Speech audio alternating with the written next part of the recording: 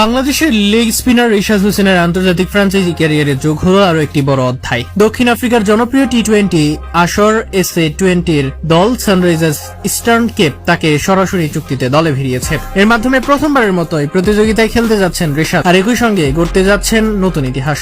রিশাদের সঙ্গে একই দলে সরাসরি চুক্তিতে নেওয়া হচ্ছে অস্ট্রেলিয়ায় অভিজ্ঞ অলরাউন্ডার মিচেল মার্শকেও। তবে বাংলাদেশের ক্রিকেট প্রেমীদের জন্য সবচেয়ে বড় খবর হলো রিশাদই হতে যাচ্ছেন SA-T20-তে মাঠে নামা প্রথম বাংলাদেশি ক্রিকেটার। এর আগে বাহাতি স্পিনার তাইজুল ইসলাম একটি দলের সঙ্গে যুক্ত হলেও শেষ পর্যন্ত টুর্নামেন্টে মাঠে নামার সুযোগ পাননি তিনি। গত এক বছরে বিশ্বের বিভিন্ন ফ্র্যাঞ্চাইজি লিগে ধারাবাহিক পারফরমেন্স করে নিজের মূল্য অনেকটাই বাড়িয়ে তুলেছেন রিশাদ। পাকিস্তান সুপার লিগে লাহোর কালান্দার্সের হয়ে দুর্দান্ত বোলিং করে 12টি উইকেট শিকার করেছিলেন তিনি। এরপর অস্ট্রেলিয়ার বিগ ব্যাশ লিগে হুবার্ট হ্যারিকেন্সের জার্সিতে 11 ইনিংসে 15 উইকেট নিয়ে স্পিনারদের মধ্যে যৌথভাবে সর্বোচ্চ উইকেট শিকারীদের কৃতিত্ব অর্জন করেন তিনি। তার ধারাবাহিক সাফল্য এবার তাকে দক্ষিণ আফ্রিকার ফ্র্যাঞ্চাইজিগুলোর নজর এনে দিয়েছে। সানরাইজার্স ইস্টার্ন কেপের সরাসরি চুক্তি প্রমাণ করে আন্তর্জাতিক টি-20 অঙ্গনে রিশাদের চাহিদা এখন আগের চেয়ে অনেক বেশি।